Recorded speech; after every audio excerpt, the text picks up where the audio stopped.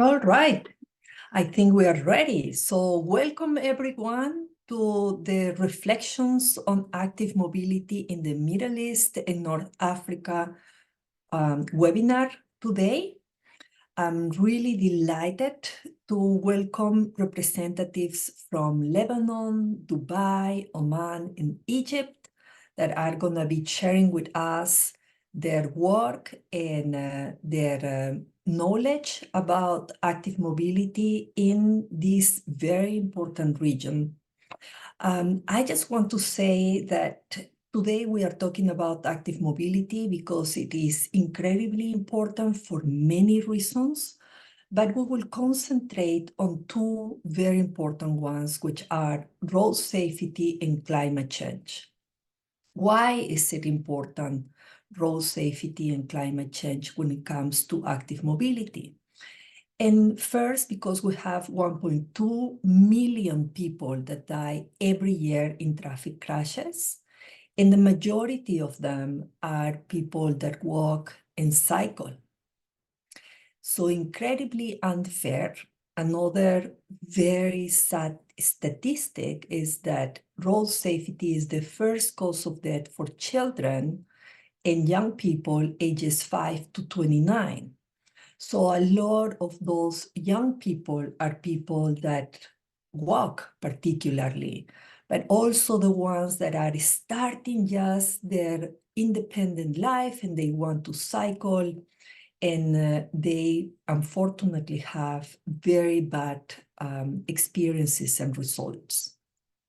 So road safety is an incredibly important piece and an equity piece that we need to focus on, and active mobility is at the core of it. And when it comes to climate change, we know that 25% of the carbon emissions come from the transport sector.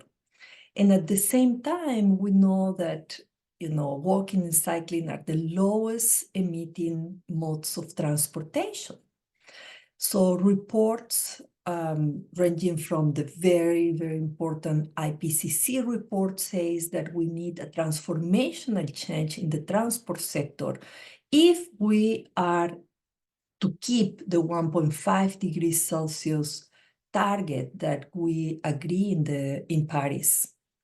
So we will have to focus on how much we need to focus on active mobility. The German report to me says that we have to have at least 1 out of 2 trips done via walking or cycling. So again, incredibly important to focus on this topic. For the Middle East and North Africa region, even more important, the forecast is very severe. We can expect to have up to 4 degrees Celsius of higher temperatures compared to pre-industrial times in this region. And we are already seeing droughts and flooding. So making sure that we are contributing to address climate change is incredibly important. And with that, I'm going to pass on to my colleague, Siva El Samra. Siva has been with us already 3 years, and she has lead the organization of this webinar. We have a wonderful panel. So very much looking forward to this conversation, Siva. To you. Thank you. Thank you very much. Good morning and good afternoon, everyone. I am, as Claudia said, very excited about this conversation. This is a very diverse region, so I'm excited to have representatives from all across, from Tunisia all the way to Oman. Before I go ahead and introduce our panelists, we will have a number of presentations and followed by some time for discussions to hear from our audience as well.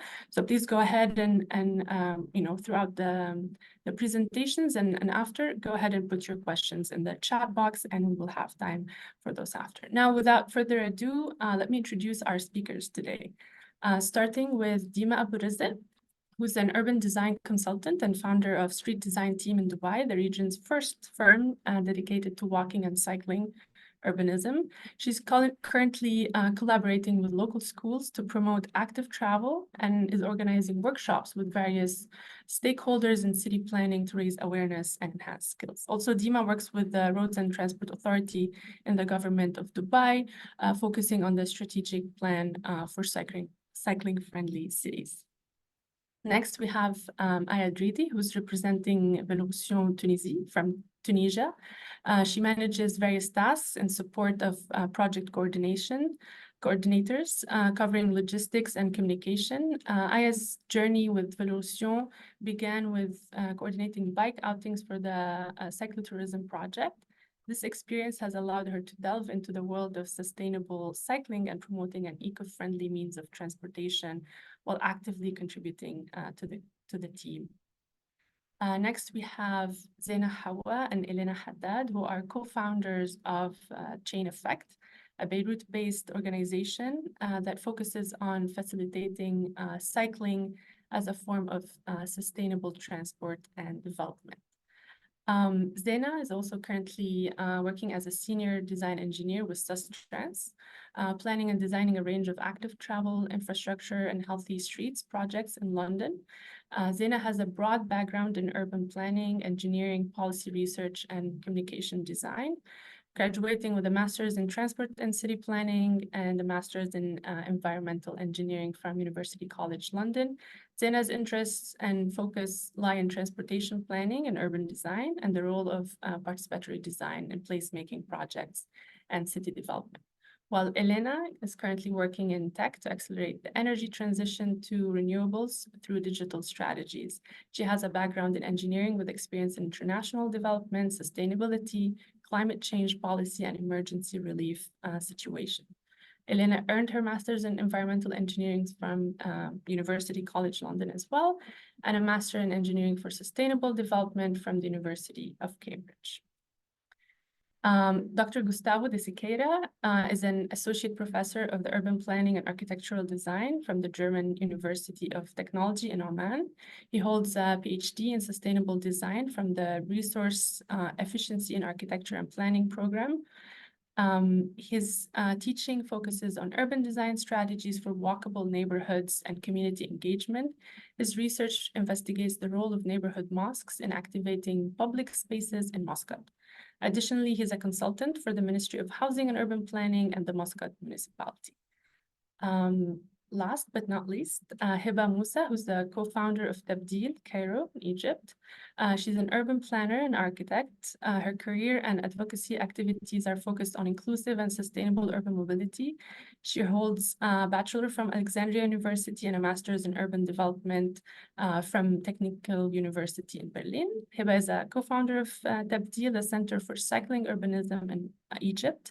She's currently working as a junior sustainable mobility officer in the ICLEI World Secretariat, focusing on community engagement, climate advocacy, and mobility projects in the Global South. As you can see, we have a packed agenda. So I'll turn it over to my colleagues to share the screen. And Dima, whenever you're ready, the floor is yours. Thank you. And lovely to meet you all. We can move to the next slide, please, Hannah. Yeah. I will cover some, like we mentioned that I'm I started my career in research, then I moved into being a consultant, and then I moved to the government, and most recently, I started the street design team as a startup focused on urbanism in our region. Next, please. Today's discussion, I will cover two regions, basically, Jordan and UAE. Jordan, because I was born and raised in Jordan, and UAE, because it has been my home, and most of my practice and my career has been in the UAE, specifically Dubai, since 2005. And although UAE and Jordan are in the same region, which is the Middle East, but there is disparities there is some common things and the disparities, because the UAE is an oil producing nation, a wealthy nation, and Jordan is a non-oil producing nation, whereas the resources are constrained. So that's why I wanted to cover both. As for the startup, as I said, it's one of the region's first startups to talk about cycling and walking, and I'm happy to learn that there are other in Egypt and in Lebanon. And our region is very saturated with engineering consultants, management consultants. However, there is no advocacy and advisory groups, and I'm really looking forward to these webinars and my other outreach activities to meet other people and other likewise advocacy or startups that are addressing the issues other than multidisciplinary large engineering firms. Next, please.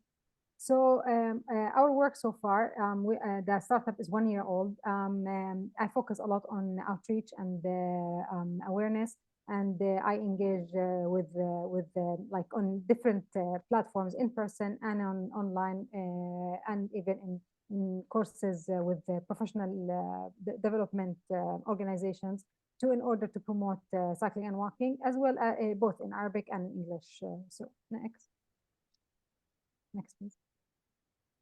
I also work with schools, as mentioned in the intro. The approach is to form street design teams with the school, which is the schools will lead the design process, and they will lead the process into improving the conditions around the school to promote walking and cycling.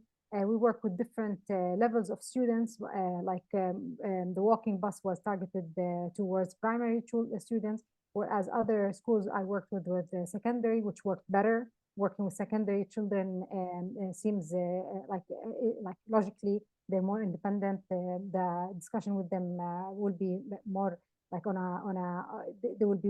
can go deeper. And our objective is to focus on nudging behavior change and promoting a minimum infrastructure changes around the school in order to promote safety and walking and cycling. Next. The last thing is with one of the things that I'm most excited about, which is capacity building. As you are well aware that globally, not only in our region, there's a lack of professionals that are specialized or they have professional training when it comes to building cycling and walking friendly cities. And there has been call of action in different parts of the world, from Australia to Europe, for universities and for organizations to develop some curriculum for people who are working in government, people in the engineering practice, in the transportation, in the landscape architecture and urban design, to talk about how we can build the cycling infrastructure and walking infrastructure. Usually, the mindset is to think about cycling people who are on bicycles as people in cars, and that eventually leads to infrastructure that is not that friendly to cycling people on bikes and people on walking needs, and therefore the infrastructure is not used. And then people say we spend all this money on the infrastructure and then nobody's using it, and it's like it's a cycle.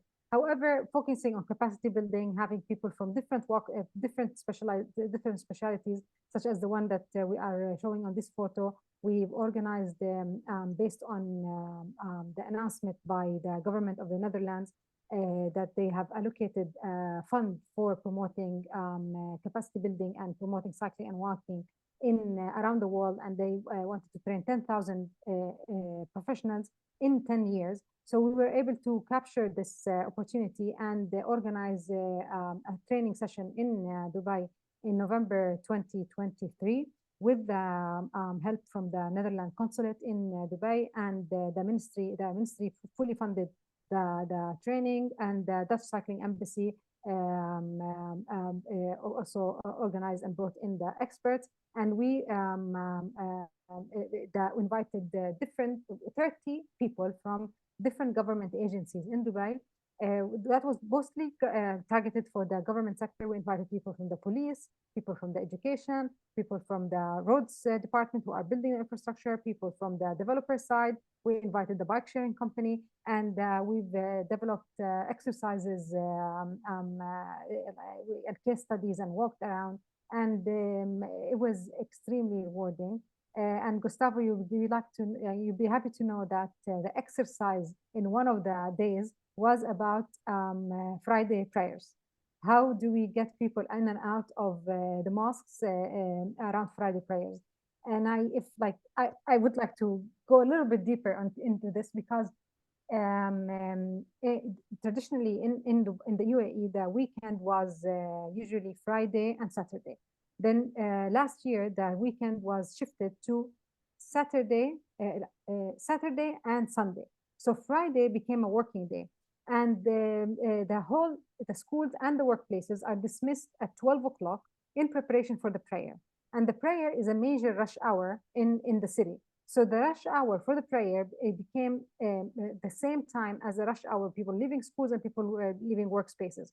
So the city is in a gridlock around 12 noon on Fridays. So we wanted to understand how we can the role of walking and cycling in addressing this specific nuance, specific change in policy, and how it transforms the urban fabric for 1 hour every week. I'm happy to discuss more the learnings we have from that specific case. We can move to the next. Talking about the context, I will cover the context in both Jordan and Jordan, where I was born and raised, and UAE, specifically in Dubai. So so we can move to the next. Jordan is a country that is of 10 million people. Most of the 10 million are around 50% are residing in the capital city in Amman. A World Study report in 2020, a World Bank report noted that with the minimum the lack of investment or the inefficient investment in public transport in the city, people have only one choice to move or the major choice to move around the city is using private vehicles. And the growth of currently the car ownership in the city is growing at an alarming rate, which is 5.3 annually. And that definitely led to a grid traffic congestion, which is costing $2.1 billion annually, only in one city, which is the capital city, Amman. In the whole in the whole Jordan, it costs around 6% of the overall GDP of the country is lost to congestion and to congestion. And this accounts only for the fuel and time, but does not account for the environmental losses on the overall. Furthermore, it also reflects some of the data that Claudia mentioned in the introduction. 1/3 of those killed on Jordan roads are pedestrians. So the conditions for the people who are don't have access to cars and don't have access to public transportation, or choose to take the active modes, is actually very dangerous. That's unfortunately the condition in Jordan. Then we move forward to next slide. Dubai is witnessing traffic congestion. The traffic congestion is related to a very rapid increase in population. Dubai is an emirate. An emirate is like a state in the United States. The UAE, the United Arab Emirates, is a federal system, and it is made out of 7 different emirates or states. So Dubai is one of those states. It has currently a population of around 3.6 million. An estimate was done in 2015, whereby back then the population was 2.5 million and 1 million people in daytime, because Dubai is a regional hub, so the population in daytime increases by 1 million. They estimated back then that in 2015, that was almost 9 years ago, that the city loses up to $1.25 billion in traffic delays and fuel only. And on the other hand, the UAE suffers from high levels of obesity. And the leading cause of death in the city in the country is actually cardiovascular disease. And obesity is a prognostic for cardiovascular disease. Currently, in the UAE, 1 out of 3, 28% of adults in the UAE, you both nationals and expatriates, are obese. This is really alarming, and this is a result, of course, of the car-centric infrastructure that was. This is a famous photo of an interstate next to Burj Khalifa. People always refer to it as car-centric infrastructure. There are next, please. Dima, you have 1 minute if you want to start wrapping. Yeah, okay. There are several reasons for that, but but let's move into what Dubai is doing for next, please. So Dubai has, from the vision of the well-being of the society, the city has taken initiatives into promoting cycling and walking and building the infrastructure. Here we see on the photo on the right the ruler of Dubai himself riding on a famous cycle track on the beach. And this is the infrastructure targeted for leisure mostly, but now it's more and more being used by commuting. And on the left, you can see the building of active mobility networks around metro stations, which are currently not covering the whole city, but covering the high density areas. And a lot of people use cycling, but a lot more people also use personally owned scooters, e-scooters, to link them around the city. So this summarizes like a high-level overview of Jordan and Dubai, and I look forward to listening to the rest of the conversation with the panel and the people who are attending the talk. Thank you so much. Thank you so much, Dima. Now we move to Aya. Hello, everyone. First of all, I would like to express my gratitude for this invitation to participate in this webinar. I'm here to present Vélorussion Tunisie, which is a Tunisian association and our key project. Next slide, please. So Vélorussion Tunisie was established in 2017 by Hamza Abderrahim with the primary objective of developing a culture that embraces the use of bicycle as a means of transportation. So next slide, please. The context, next slide. The context of our formation is stem from Tunisians' challenges, including an inadequate public transportation system, high prevalence of private vehicles despite rising fuel and car prices, resulting in elevated air pollution and lack of road safety measurements. Next slide, please. So our primary focus is on increasing the number of bicycle users, advocating for public policies supporting alternative urban mobility, and supporting business initiatives centered around cycling and urban mobility. So next slide, please. Here are some of our main achievements over the years. First, in 2017, we established the first cultural center for bikes, which is called in Arabic Dar Bisklet, which is the house of bicycles. This communal space brings together bike users for talks on urban mobility, bike repair. We also organize bike repair workshops, and it also houses a library. Next slide. So we also initiated one of Tunisia's first bike schools for adults. So recognizing that a significant number of citizens never learned how to ride bikes, especially women. So we can proudly announce now that monthly training sessions see over 90% female participants. Next slide, please.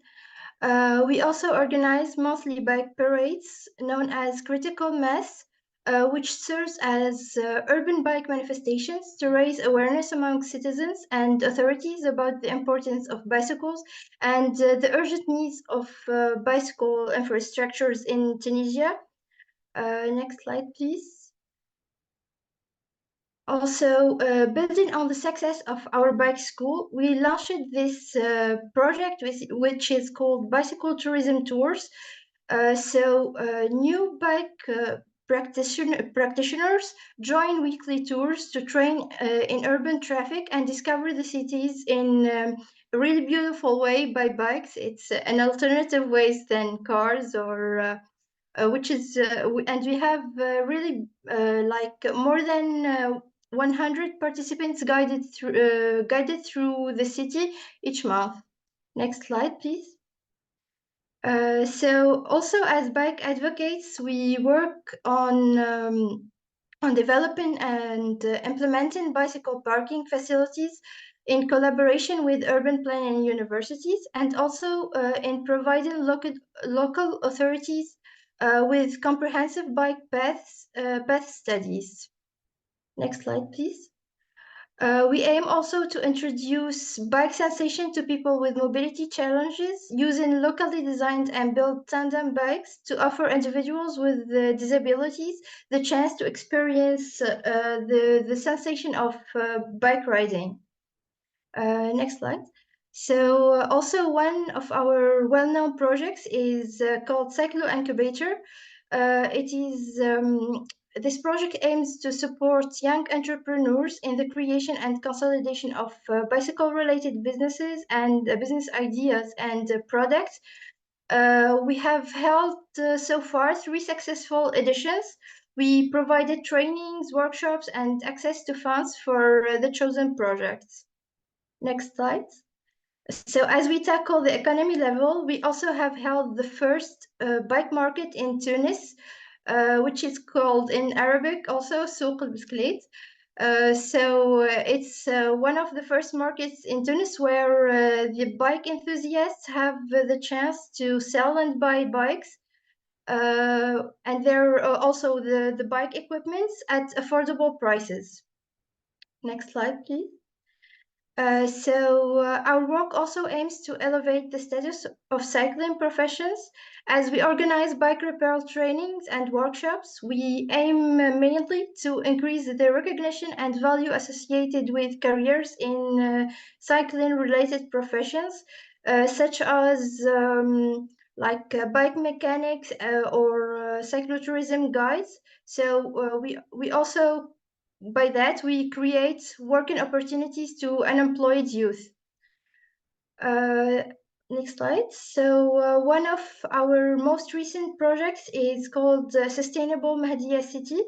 This project aims to make Mahdia a leading city in terms of sustainable urban development by promoting the development of cycling culture and by making the municipality the civil society and student ambassadors for advocating the sustainable development goals.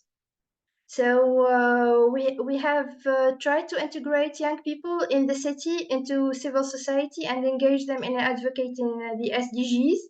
We have supported the municipality of Mahdia in its capacity to respond to the sustainable development goals, particularly the SDGs 5, 11, and 13.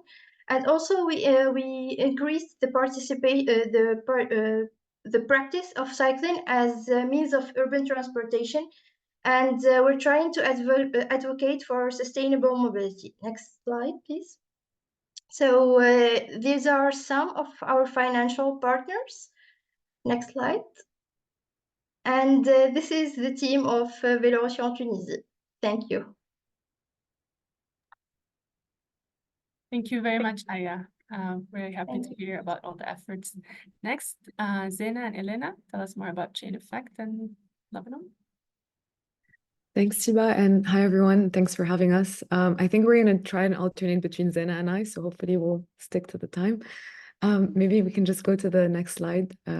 Great, thank you. So maybe a brief intro about who we are. So the Chain Effect is a nonprofit organization that informally started in 2014 in Beirut. Our main aim is to facilitate and promote soft mobility, walking and cycling for sustainable urban development in Lebanon through different mechanisms and methods that we'll share today. Mainly, we started initially through street art and street interventions. Zena and I used to wake up very early and start painting walls across the city, which is a medium we're very, very fond of because it was a way to kind of share our message widely and publicly to everyone. Next slide. I'll go through these very quickly. I think here, again, you can see in this visual, I think what was very difficult is coming from cities, and you've heard from the 2 previous speakers, our cities are not the most, the infrastructure is not great. It's very difficult to kind of imagine or project yourself into something different than what you see on a day-to-day. So I think through our work, we try to kind of create that vision and shift the barrier of what could be. Next slide, please. I'll come back to this in a bit, but just high level, we started off with street art, photography, street interventions, but now our work has evolved throughout the years, and we have kind of 3 main tracks. So we still focus very heavily on awareness and education, but also we've kind of progressed to working with municipalities, schools, different communities on solutions and interventions, and then more recently, in light of like our current situation in the country, on advocacy, focusing on policy and planning and how we can influence the situation that we're in today. Zena, do you want to take over the next slide? Yeah, so with these kind of 3 streams of work, our vision is to kind of promote active travel and make cycling and walking kind of more desirable and something that people can really choose, because at the moment people don't feel that they can choose to walk or cycle freely in the environment we have, and try to build walking and cycling into transport strategies, and try to use mobility as a way to create more cohesive communities that have been kind of torn apart by lots of social and infrastructure issues, and use this to engage in long-term urban change. Next. Beirut as a city and lots of other cities in Lebanon, similar to Jordan and some cities in Tunis as well, has a lot of challenges in mobility, car-oriented infrastructure over several decades being kind of the main issue around it, creating a high car dependency, creating a modal share where most people end up having to use their private vehicles to move around, not a lot of viable alternatives. And obviously that creates a lot of the issues around severance in the city, where neighborhoods feel disconnected from each other, high congestion, high air pollution, and all the kind of well-being and health and environmental issues that come with that. Next. I don't think I need to cover this here, because probably everyone is aware of it, but we all know the benefits of prioritizing active travel, so we can move to the next slide. Yeah, and despite the city having a lot of challenges, I think it's really important to point out that the fabric of lots of Lebanese cities still allows them to have a lot of active travel, and that's something that we try to highlight and focus on in our work. They're not designed around the car in the way that a lot of American cities have been kind of later on. They still have very dense urban cores. They're still very human scale in lots of ways. They have lots of narrow streets outside of arterial roads. Lots of car speeds are quite slow. In terms of area, they're quite small, and in terms of the types of trips that are made, so 50% of trips in the greater Beirut area are less than 5 kilometers in distance, and these are really very switchable trips that can be made through active travel, which is what we're trying to focus on. Next. Yeah, and continuing on that, just the themes of like, we do have a culture of vibrant street life in a lot of the neighborhoods, and we're trying to capitalize on that. There was a history in Beirut of public transportation, bus networks, tram network, and we want to highlight this in the work and kind of bring it back to the forefront. Next. Elena. Thanks, Zena. So I guess I'll come back a bit to kind of how we're give a glimpse of our work. I'll skim through these slides a bit quickly, but just to give an idea of, from the street art perspective, like this is some example of some of the work we've done. We work a lot in we try to choose very, densely populated areas where our message is going to be seen. And really the medium of street art is really to kind of maybe not convince everyone right away, but start a discussion. And if we go to the next slide, we can just show a bit more. So we work a lot with schools, with communities. We try to engage the local people of the project where we're working on to kind of, understand what we're doing. So it's not just about painting a wall. It's really about the message that we're transferring throughout. Next slide, please.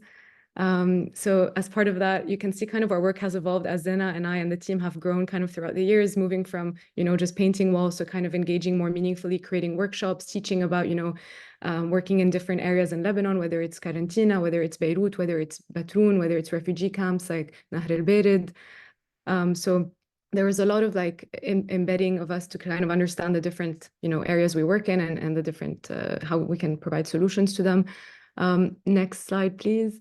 Bike to Work is unfortunately a campaign we ran for 3 years, the last one being in 2019. It was maybe our biggest kind of awareness or large-scale event that we ran in multi-cities across Lebanon.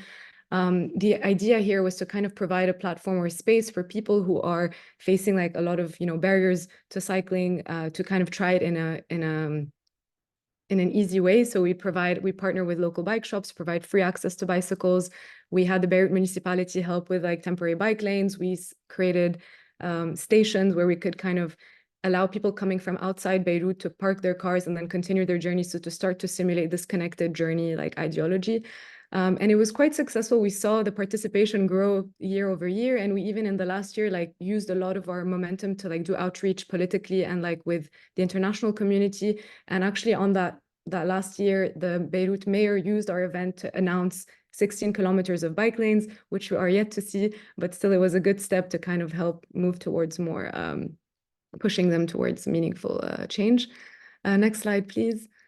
Again, we do a lot of like interventions. So whether it's partnering with like local businesses for bike parkings, or even the one in the middle is with the municipality and the American University of Beirut to like raise awareness of like how much space does a car take. And then finally, the one on the right is the one I like the most, but it's more of coming back to our guerrilla style, like, okay, how can we reclaim public spaces? How can we reuse these horrible infrastructure that our government places everywhere and like use them to something a bit more meaningful, like bike parking. Next slide, please. This one is quite interesting. We don't have a bike network in Beirut, but we do have a growing community of cyclists. And throughout the years, we've been crowdsourcing and doing workshop mapping to kind of try and delineate using different kind of methods and preferences, what are like bike-friendly routes in the city. And this is an open map that anyone who comes to Beirut, they often ask for it and they use it to kind of, and we help them kind of facilitate trying cycling in our city. Next slide, please. Yeah, so finally, I think this may be the one after, if possible. Yeah, so tactical urbanism has been like our main mode lately, like throughout the years, but more specifically now in the crisis that we're going through in our country. It's a low cost, easier way for us to kind of like change slowly without really having to face the political burdens of like getting approval and long timelines to do something. And so here, this is an example, if we go to the next slide, that we've been working on. It's a pedestrian tunnel. It connects two areas in Beirut that have been severed by a huge highway. No one actually knows about this tunnel. It's the only remaining link between the two neighborhoods, but a lot of people use it on a daily basis because there are schools on either way. So this is to give you a glimpse of some of the work we do to try to like kind of shed light and raise awareness about these topics. Next slide, please. And yeah, this one is just to show like what could be, and then the one after, because I am conscious of time. I think this is a real picture. So this was taken during COVID, and something interesting we realized in Lebanon, and probably a lot of Arab cities noticed this as well, but during lockdown, our cities were devoid of cars. So this street today is like a traffic jam and you can't even imagine crossing. But it was the first time we were able to see it in a quite interesting way. We have like pedestrians, we have cyclists, we have you know, a wheelchair, and it's like, okay, but what could we do? So if we go to the next slide, we started to kind of try to reimagine the space and like, okay, what if we added something as simple as, you know, paint or signage, you know, and how would people really resonated to this because they could start to imagine, okay, wow, we never thought of this before. And then the third image is a bit more forward looking, but you know, why can't we have this kind of environments in our cities? So it was really a way to kind of start this new discussion with people. And with that, I'll hand over to Zeina to the last piece, but hopefully we're good. Yeah, so I think, I mean, we're really like proud of being able to kind of continue our work in really difficult circumstances in Lebanon, and knowing that lots of young people are also, you know, leaving, but it's important for us to kind of keep moving forward.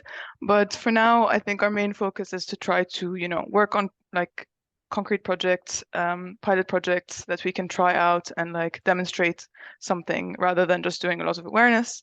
We're also like, we want to work with municipalities outside Beirut, and we've been doing that more because there's some, you know, difficulties with always working with big municipalities that have a lot of bureaucratic issues, and some smaller municipalities are quite keen to collaborate, even though the challenges can be the same, and also still pushing with the advocacy kind of on government level and international bodies level. Next. So our current projects really focus on a Streets for Kids project in a municipality in the south, and looking at bike on bus integration. We've been developing a kind of locally made bike rack for informal buses in Lebanon using recycled plastics, and kind of testing it out and doing some outreach to universities and organizations around that. I'll talk a little bit about Streets for Kids in the next slide, and then we can wrap it up.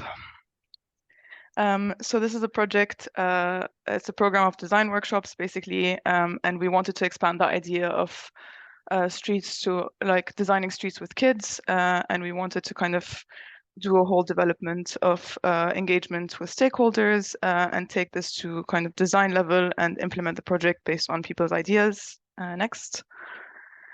So we did lots of workshops with a school in Sur, or Tier in English, in the south, in partnership with the municipality of Tier, starting with mapping, next, and allowing kids to kind of think about what they see on the road and what things they like and don't like, next.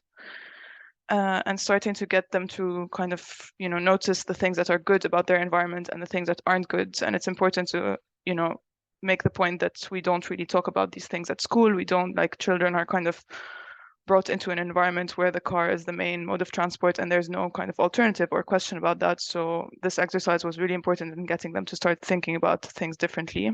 Next. We also took these ideas and everything that they've been seeing to do like a small taster of tactical urbanism. We got the kids to paint their street environment. We got them to plant in the street. You can see some photos on the next slides. And we got them to use the space that would have otherwise been a parking space or a space for a car where they constantly come in and out of school to actually do an activity and experience being in the street, experience planting. And that was a really successful kind of taster. Next. We then took this into design workshops, both online using a software and then using like model making materials for the students to have the agency to recreate or create their ideas and like put out what they want to see outside their school. Next.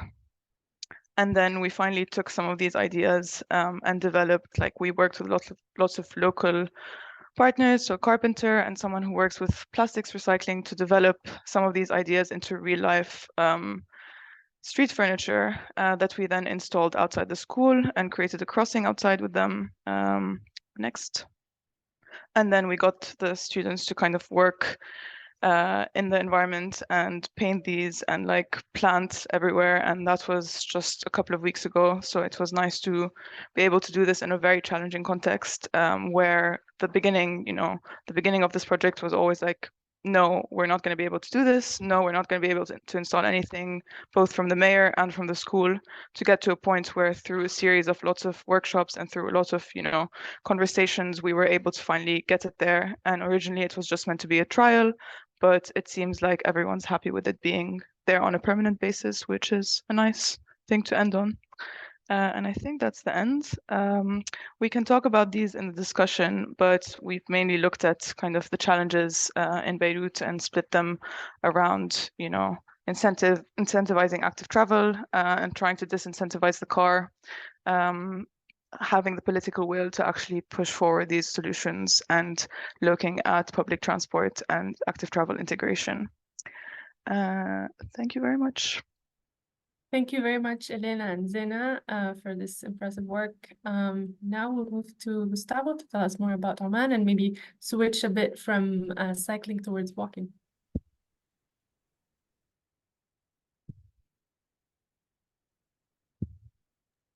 I think all so interesting contributions, and I'm so happy to see people really doing things. And I'm trying to fit my academic contribution here, but also trying to also have some links for implementations that we have some more impact. So that's when I moved to around 6 years ago to Muscat. I started thinking about this project. What could I do? And one of the most interesting things that I thought is really to push for more active mobility. I think it was a very clear thing it was missing in the city. This wonderful city. This is moved from the Technical University from Braunschweig to the German University of Technology. So that I first had to get some background. I didn't know so much about the region. And then I started facing these big troubles that we have in terms of development. So Muscat is located in the southeastern tip of the Arabian Peninsula. Next one, please. And then I tried to set up this project, which is called the WAL project, or Where Woman Walks. Pretty much of the problem is caused by the very rapid urbanization process, starting in the 70s, the peak of oil exploitation. So the city of Muscat expanded in around 600% in only 20 years. So you can see here, it's some map of the expansions only from the 90s. The city almost doubled in only 20 years. So next one. And that rapid expansion or sprawling process has not only consequence of running out of land, of course, one of the main problems, competing with other things such as agricultural land, and also causing some floods. But also we have a strong underused public spaces with a lot of consequences, including reduced physical activity and non-communicable diseases, which are associated with this kind of environment. Next one, please. So this is obviously supported by the patterns of planning of the urbanization, which is a couple of single-family villas and individual mobility systems. This one, which is very ubiquitous in this area. We also have impacts of the cultural setting of or arrangements of the city. So here you see clearly this is a self-developed public space. You see the water well in silver, which represents somehow this hospital and friendly community-driven society, in contrast to that walls and bushes and fences, which is trying to keep strangers from the private domain. Next one, please. So we are setting up this project with some questions. Why is this unsustainable growth patterns are in place? What can we do to, or what are the kinds of the main barriers to active traveling, and how we can change it? So some of those we want to employ some quantitative tools, and for the implementation on how the creating strategies we thought about quantitative tools such as collaborative design workshops. Next one, please. So obviously, why we should do this, we know from the other example as well, 7 out of the 10 main causes of premature death in Oman are directly associated with car-oriented development. Next one. So what we're going to try to do is to reset the priorities while planning or redesigning or regenerating urban environment, setting pedestrian cyclists on the top of the priority list. Next one. So, but we want to see what are the most walked to functions in the neighborhoods, and we found out the mosques are by far the most walked to functions. So we thought, next one, please, that we could set up our studies having always the neighborhood mosques, not so much the Friday mosques, which are bigger ones, and sometimes they are always accessed by car. But the neighborhood mosques, which are used for the daily prayers, they are the most walked to and very rich. And they're also somehow attached to some small commercial functions or some groceries, etc. So making them kind of a attractor in the community for in terms of next one.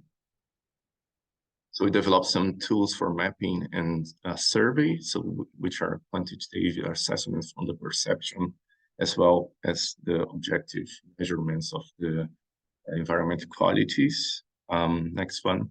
And based on the results of that assessment, we called the neighbors for some community workshops, females and males separately. Next one, according to the norms of the depending on the neighborhoods. So we start off with some introduction, explain our goals and the results of the first assessments. Next one. And then we pose some challenges. What are the highest priorities according to our studies? the neighborhood. So next one. And we, in order to expand a little bit our understanding, because might be some questions which are not covered by our quantitative tools, we distribute some cards so the neighbors can write kind of a pre-coded, open-ended questionnaire about their environment. Next one, please. So then we move on for some spatial negotiations, where they have to set up the challenge, media challenge, as a community. So something that's not really happening in Oman so much. So that's why you see this kind of developments that we've seen in these pictures before, where individual interventions happen. They are somehow fragmented and not creating a kind of fluid environment that's supportive for walking or cycling. Next one, please. Yes, and they have also the opportunity to do the workshops to add some things on top of the main challenge that we put, so that it gives them a bit more in-depth accounts about what are the problems, the barriers in the neighborhood. Next one, please. And then we overlap the results of female and males workshops and then propose a strategy to redesign the next one. We found out as well that there are some discrepancies about what are the main problems. We've seen that mostly for women, there are some problems mostly with safety, perceived safety. Of course, traffic safety is a big issue, but also feeling comfortable in the outdoor spaces.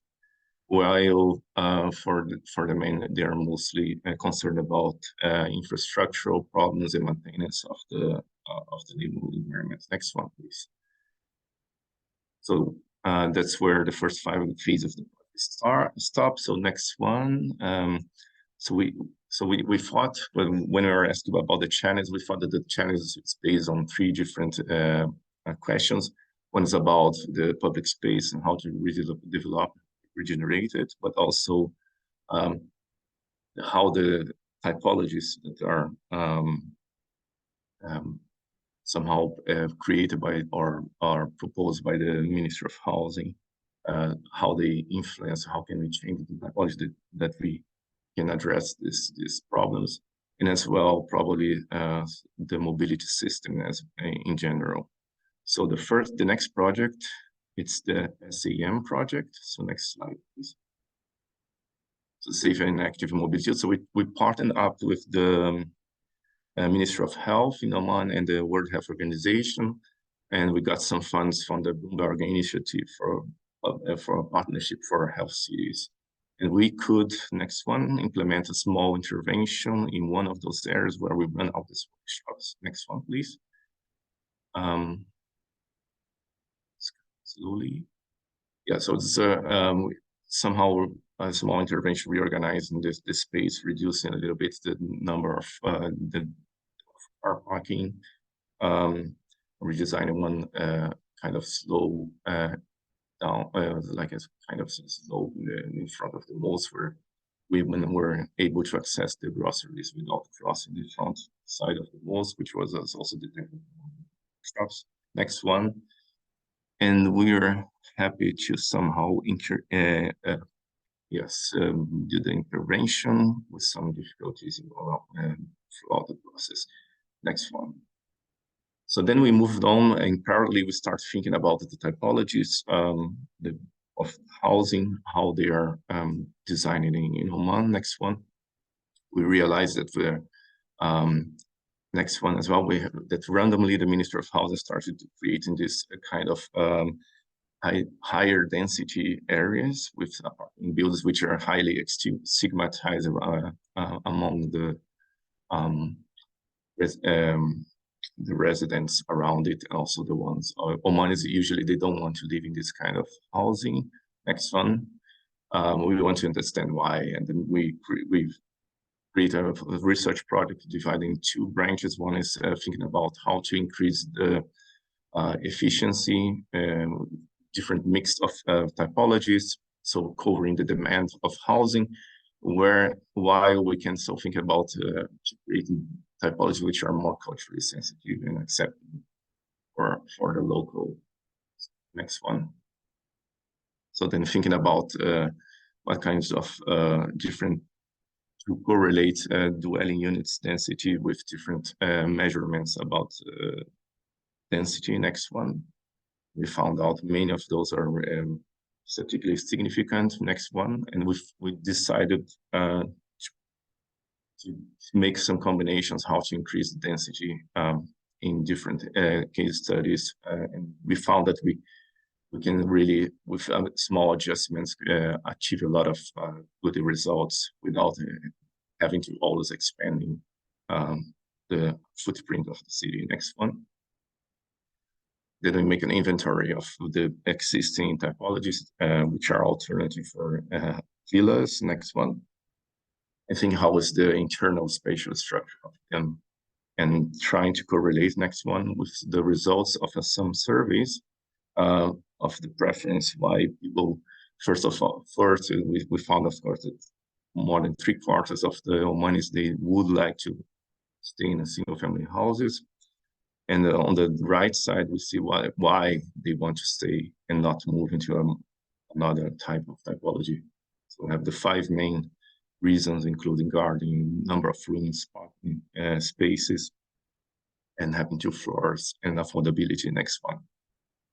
So we create a matrix of the existing typologies and the preference of that we found out the surveys, and try to develop new kinds of typologies. And then we have some new prototypes of it in the next slide. Gustavo, you have 1 minute if you want to. Yes, I'm wrapping up.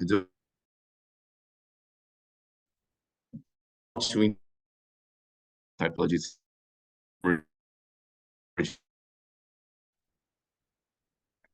Achieve my time. Next, please.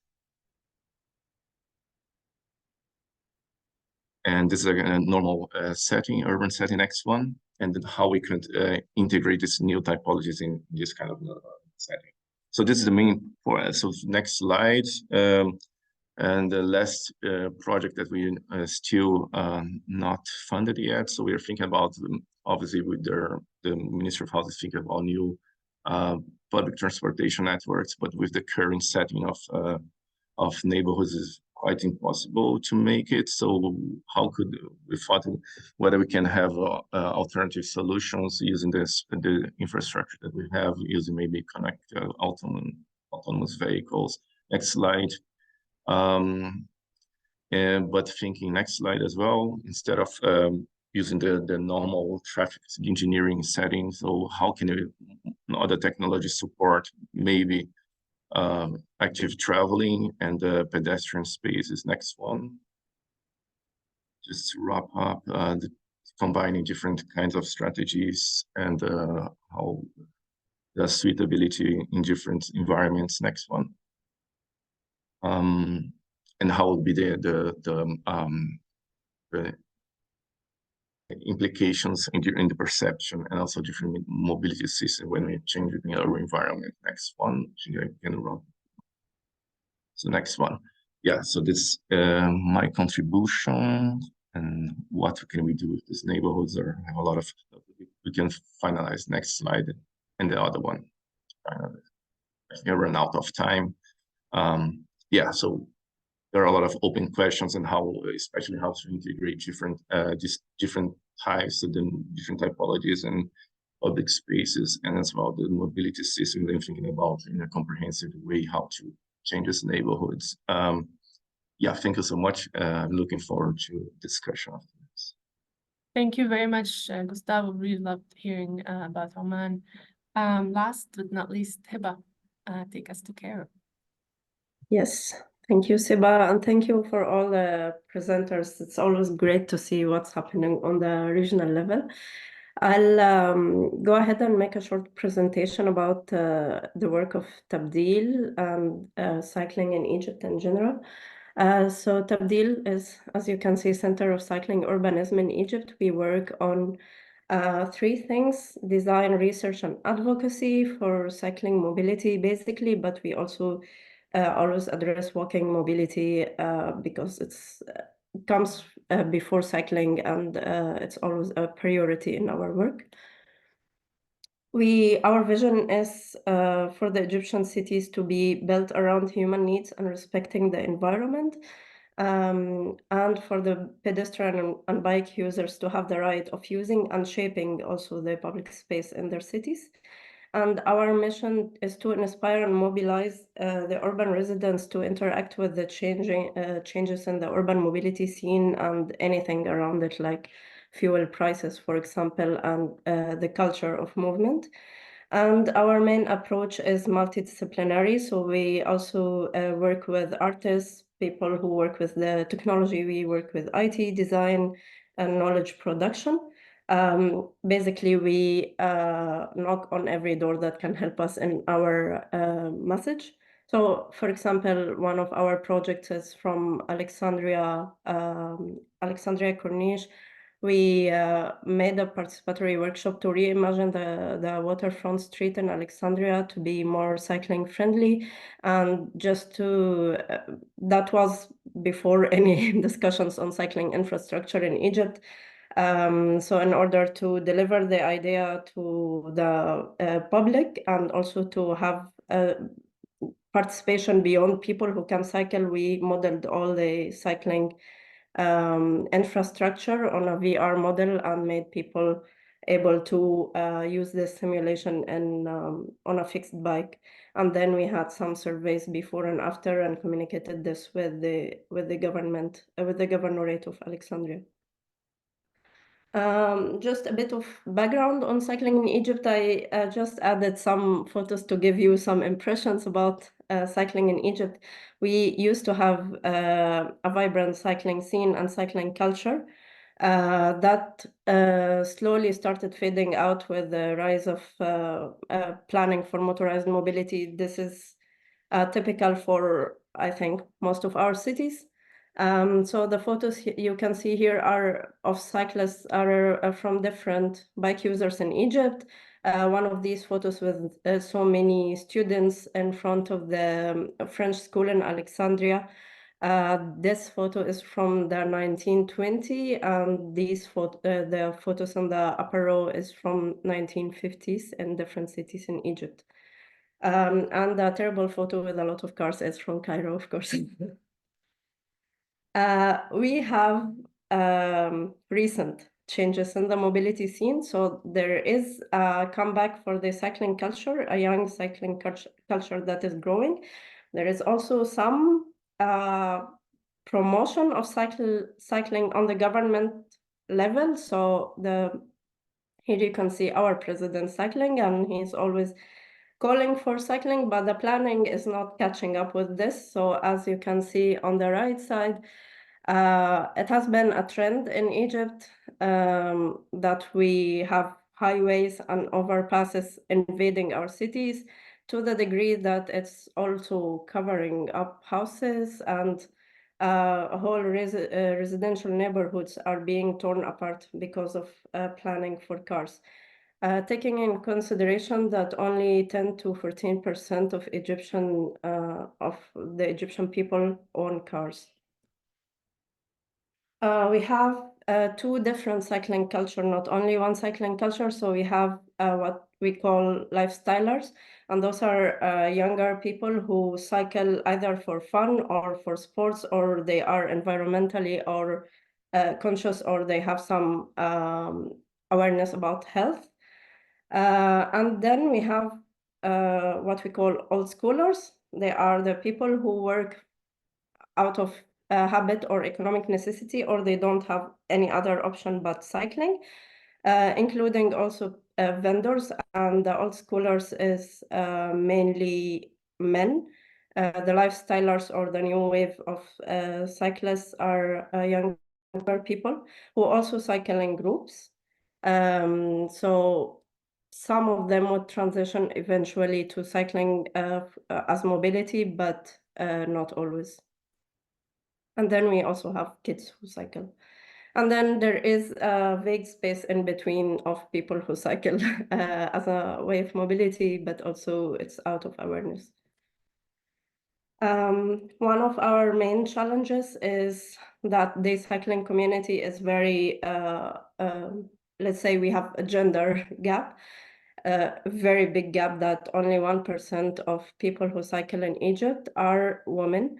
This is out of a study that we made in Tabdil. We studied in different cities in Egypt, and we started counting people who cycle, and we recorded how many of those were a woman or men.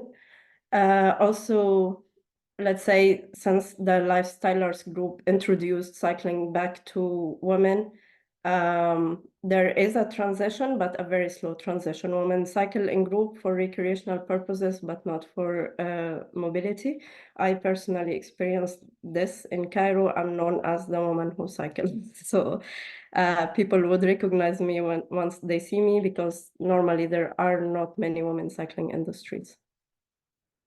We have an issue with planning for cycling.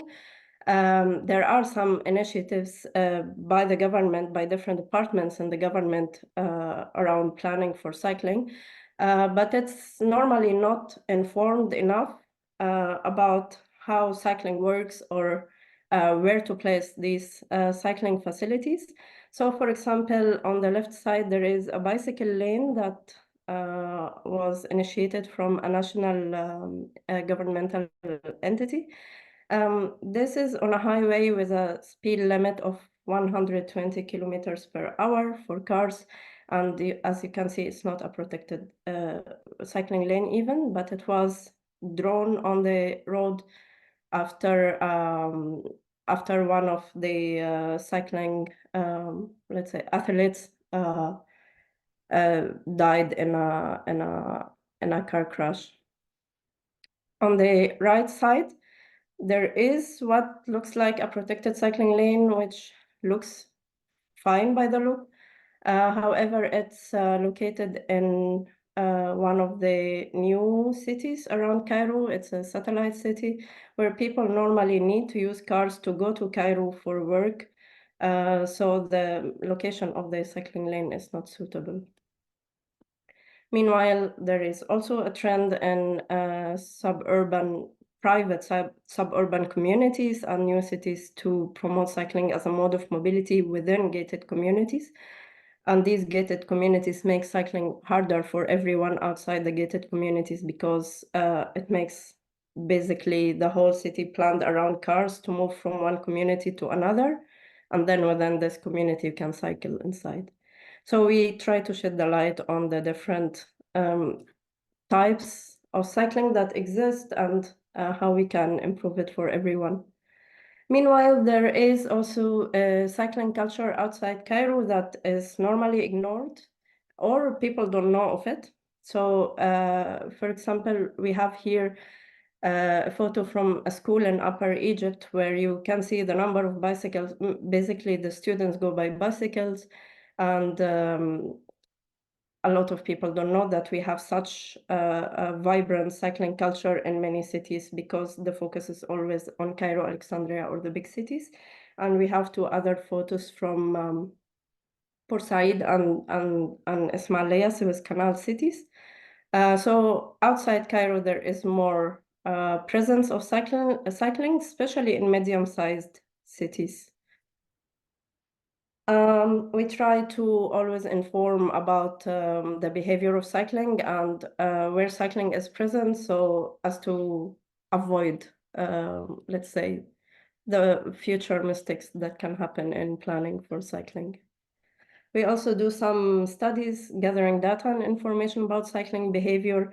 We analyzed before the cost of cycling, riding bicycles versus cars, as much as the data and information that are available allows.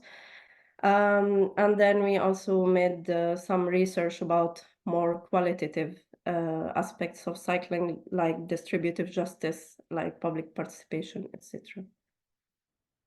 So, as to sum up, part of our activities or focus with regards to cycling, on the individual level, we sometimes address the different aspects of cycling, like personal perceptions, incentives to cycle. For example, during COVID-19, we made some nudges for behavioral change by giving micro grants for people to rent a bike for a certain time and try using the bicycle for their daily commutes to see whether they will shift to cycling in the future or not. And actually, we got very positive feedback. We also try to train people on using cargo bikes, and we introduced the first modern cargo bike sharing in Egypt. We have only one modern cargo bike, but we have it on a lending system, so people can borrow it. And then on the sociocultural level, we try to change the image of cycling. It's not only for men, for example. We try to challenge the cultural norms, and we try to produce content in different ways, visuals and content that addresses cycling in Arabic language, because in Egypt specifically, people don't use the knowledge produced in English or French. So we have to always translate. We translated one book that was produced by Copenhagenize, and we have a website where we produce our own knowledge in Arabic. Plus, we're currently developing another website. It's called the Egyptian Cycling Observatory, where it should be a place where any cycling group in Egypt can put their own knowledge as well. In terms of the physical environment, we also work on urban planning and design. Most of Tabdeel's founders were urban planners, so that's our core, but we work on this topic not only on the hard side of it, but also the soft aspects, let's say. I showed you the project about Alexandria waterfront. This photo is part of it, but we also made some tactical urbanism interventions in other cities, Ismailia and Port Said by the Suez Canal. And we were in discussions also with the government to initiate some other cycling facilities. On the policy and in the policy and economic and environmental level, we try to address the Egyptian policies regarding mobilities, the laws and regulations, and most recently, we are now finishing actually the first Egyptian code for cycling infrastructure. It was initiated by the Housing and Building Research Center in Egypt. It's a national research center that produces infrastructure codes. So this is a good step, and it actually came after we presented the findings about one of our researches on justice in planning for cycling mobility.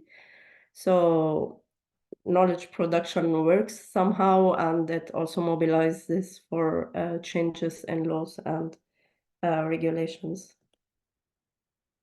And this is the city we imagine. Doesn't look like Cairo, but it has the Cairo spirit to it.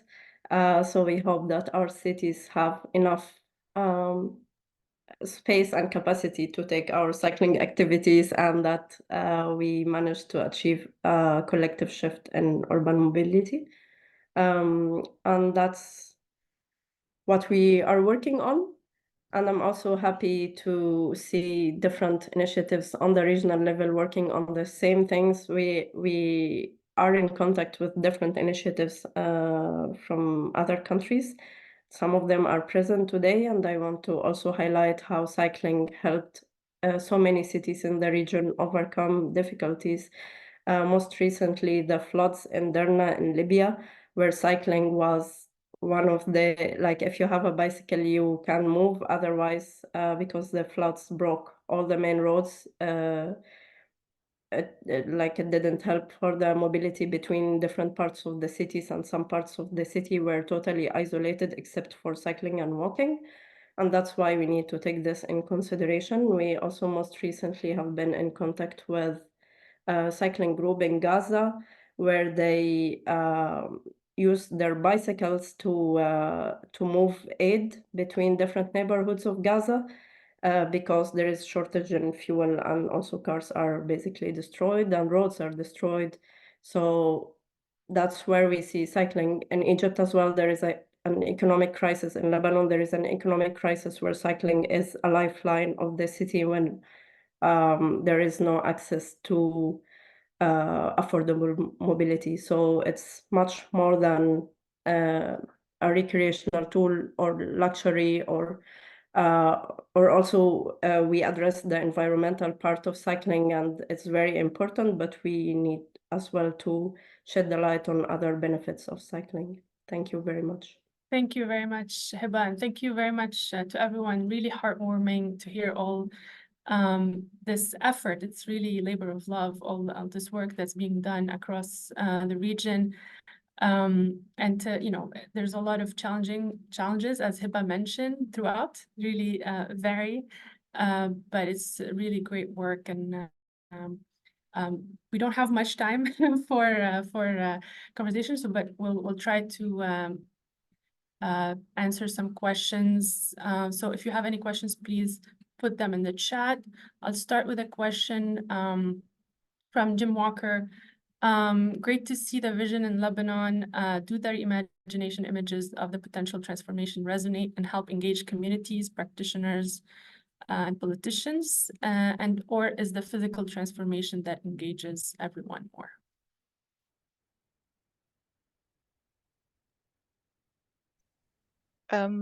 I think it's really both. Like, I think in a place where people don't have examples of what is good infrastructure for walking and cycling around them, and don't have examples of people doing it on a daily basis, and that being the norm, having images inspires and like allows people to imagine things differently. And we've posted them online with lots of reactions and impacts, but also like just from the last project we presented, Sur, I think like a lot of people didn't really understand what we were talking about, even if we showed lots of images of like, space transformations in other cities and like how you can use tactical urbanism for low-cost change.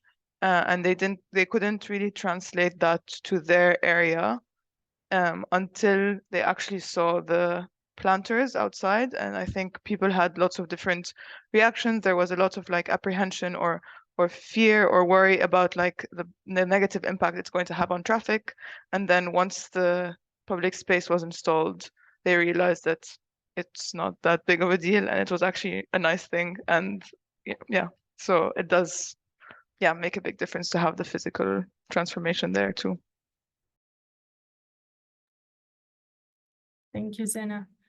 We have a question from Ethiopia, from Ingrid Menjid Impact. I think that's an organization. It's for everyone. It's great to see all these impactful activities. What unique ways did you use to land a strong partnership with government and donors in order to promote active mobility? And I'll add to that question, if it made a difference, what level of government you were interacting with. So Hiba mentioned the difference between the cities, smaller cities versus bigger, similar in Lebanon. So what were the strategies to connect more with the government?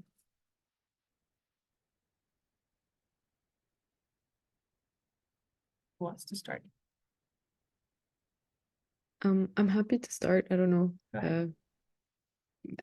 I come from a very negative experience working with government, but I'll be very objective. I think like Zena and I can like talk a bit about this a lot, but I think through a lot of our work, we realized that sometimes we maybe needed buy-in more from not just local actors, but more like going to the national level or ministries or even like the international like actors, so like ambassadors were like really key in Lebanon. So unfortunately, like if we come as locals and we try to push an agenda and we're trying to like push the message, we weren't as received as if it was like someone from the Danish embassy or the Swiss embassy bringing us in, unfortunately. So that was, I don't know if that's common across the region, but they tend to listen to people coming from abroad telling them what to do, which is fine.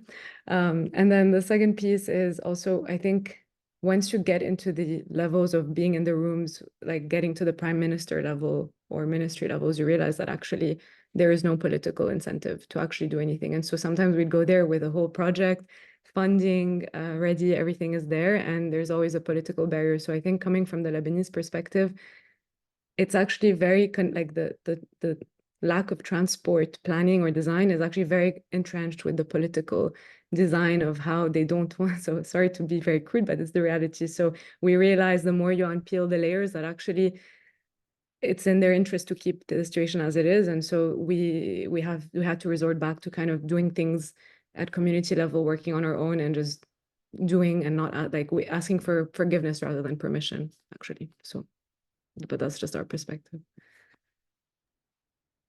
Thank you, Elena. Anyone else has any comments on this question? Yeah, I would have two comments. Not mute, I don't know.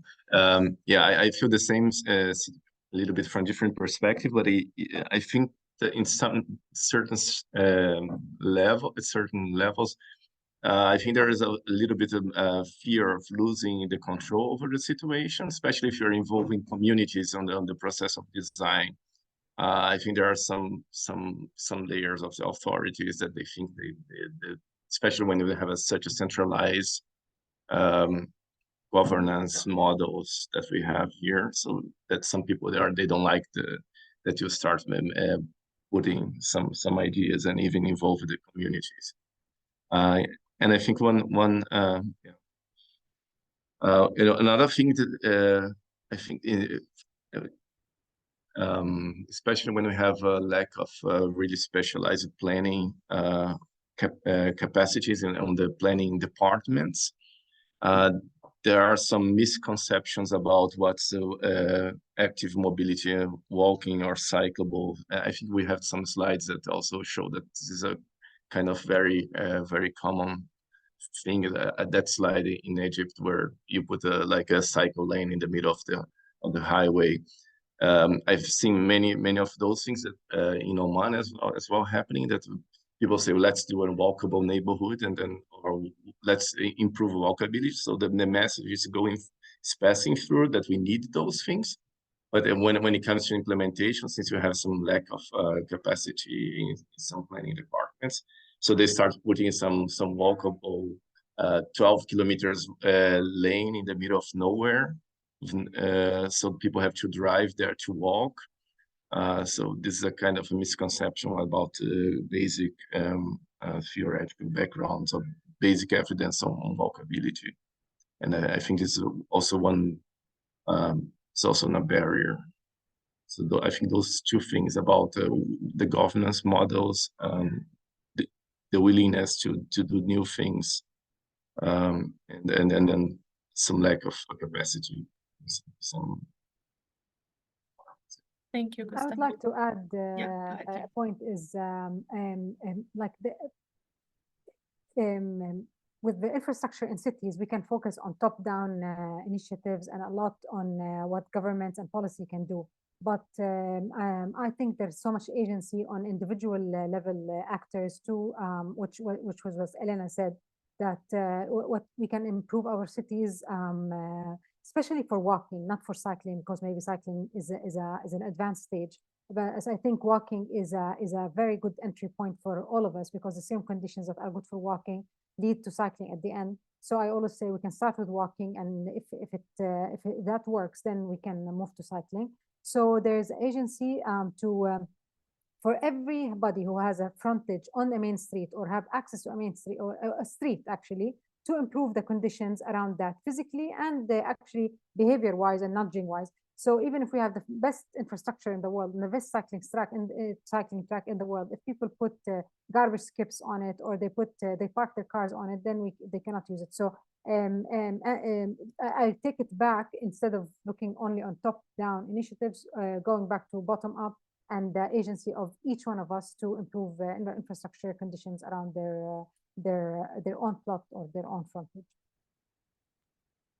Thank you, Dima. And I have here a question for Aya and Heba. Both of you mentioned focused on the stigma around women cycling, and it is present in many places across the region and other places around the world. We've seen that you tried some techniques to overcome this. How successful were you, and what are these techniques? How did you get more women cycle and break the stigma from men, from their families, from the surrounding? Hiba, do you want to start or can I start? You can go ahead. Okay, thank you. So actually, since the start of our organization, we have noticed that mainly, like only men use bikes in our streets, especially in the capital. I'm not talking about the cities because in other cities other than the capital, there are lots of women who uses bikes or motorbikes and all. But in the capital, it's like hard for a woman to ride a bike or to be free, like in using bike as a main of transportation, not just for pleasure. So since then, we have tried to focus all our projects on women. So we have bike repair shops for women and even we have also noticed that most of the participants in our bike schooling are women. So we have took that detour in focusing on them, and I can say that we have succeeded in having more and more women participate in our activities. Also, most of the team nowadays are women in Villeurbanne, so that's also another point for us. So that's what we're trying to do. Thank you, Aya. Hiba? For us, we have a more difficult task in Egypt, more difficult than in Tunisia. The culture is less receptive of that, but I want to let's say give credit to other initiatives in Egypt that works first on educational aspect of it. So giving the skill for women and girls to cycle to start with. And there are other initiatives like Cairo Cycling Gecko, who has a great initiative that works on visibility of women who cycle in order to just break the stigma one neighborhood after another. So what they do is they go by bicycles, collect charity donations from well-to-do neighborhoods and take it to more vulnerable, economically vulnerable neighborhoods. And on the way, they break the stigma in many neighborhoods. We all know that the first woman to cycle in any street gets it harder. So they open one neighborhood after another. And from Tabdil's side, what we do is amplifying the voice of these initiatives. Plus, we also do some research on how to improve the conditions for women who cycle in terms of planning, but also in terms of the social and cultural aspects. One of our findings, for example, was that control starts from home. So sometimes women cannot even have the access to own a bike.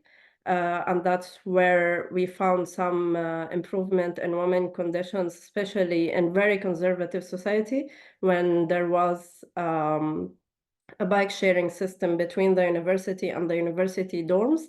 It helped that women had access to bicycles that they don't own and they don't have to go home with. And then we try to find the such success stories and just put some light on it. Thank you very much, Hiba. And I'm noticing we are at time, but there are a couple of questions here in the chat that I'd like to cover. So if you have a few minutes to stay on. Question from Nikita Luke, our colleague, to Dima. Given Dubai's unique climate, extremely high temperature for most of the year, and an urban layout that has favored motorized transportation, how do you approach the challenge of designing urban spaces that are conducive to walking and cycling? And are there any specific strategies to make outdoor spaces more comfortable for pedestrians and cyclists in this climate? I'll share some statistics from the bike share company. So we like I would say that in order to overcome the issue of high climate is that we have in Dubai very hot summers. The temperatures in Celsius reach up to 45 to more than 45 degrees in June, starting end of June, July, August, and September. And humidity levels that are also high. However, at the same time, we have excellent weather, which is pretty pleasant for at least 7 months of the year. The same congestion levels around schools. One school told me that they have the same congestion in January when the temperature is 27 degrees Celsius, and in June when the temperature is 40 Celsius. So it's not only the weather that is impacting the behavior. The behavior is informed by the low density infrastructure and the car-oriented low density city form and the car-centric infrastructure. But if people don't have access to cars, and if they are provided high density in neighborhoods, and if there is a good level of service when it comes to biking, cycling, such as we have in a high density neighborhood in Dubai, the bike share company told me, the bike share company in Dubai is exclusively e-bikes. And it's pretty affordable. So a lot of people use it from different levels of income. They told me they only have 10% drop of number of users between the hotter months and the summer months. This neighborhood specifically is very high density and very compact, and it's linked with the metro and tram. So whenever we provide high density with public transport and an e-bike service, then the people simply do not feel the weather. And if we are talking about a climate such as ours, maybe the trip, a normal trip will be in the Netherlands 5 kilometers. A commuting trip on bike will be in Dubai 2 kilometers. So e-mobility makes a big difference. The length of distance becomes, and actually linking to public transport are extremely key. Thank you very much, Hiba. One last question from Shadi Faraj from Riders' Rights Lebanon, which is another organization that's doing a lot of great work in Lebanon. Wondering how can we make biking an essential mode of transportation in our emerging countries rather than keeping it as a mode of transportation for only the most vulnerable, especially in the MENA region? I would say make it difficult to drive cars and maybe build on the opportunities, for example, and economic changes and prices changes, fuel prices changes on crisis like COVID-19. This is a good time to rethink the mobility and behavioral behavior around mobility. So also planning, like making it visible in the street and making it achievable that people actually cycle as a mode of commuting. And we should start looking at the low-hanging fruits. So I would say in Egypt, we should start with the medium-sized cities instead of Cairo. Great, you summed it up, Hiba. Like to end here and thank you. Oh, Elena, go ahead. Final thought. I wanted to highlight something Aya shared. Like, I think the access to affordable bicycles or the market idea, I think it's brilliant. And I think that's a barrier in a lot of our countries. Like, to Shadi's question, the shops are often super expensive. There's a lot of import tax on like bikes coming in. And so even providing that affordable market is a good starting point. So I really like the idea, Aya. Thank you very much. And thank you for all those who joined us. And thank you for our panelists. Really great discussion today and brilliant work. You took us on a nice journey across the region. So thank you very much. Really appreciate it. And let's keep the discussion going. I see there's more questions in the chat. Unfortunately, we didn't have enough time. But if you want to go ahead and respond or share contacts and keep this connections going across the region, but also across the world. We're so happy to do that. So thank you very much. And I hope you enjoyed this. Thank you all. Goodbye. Thank you. Great work. Bye-bye.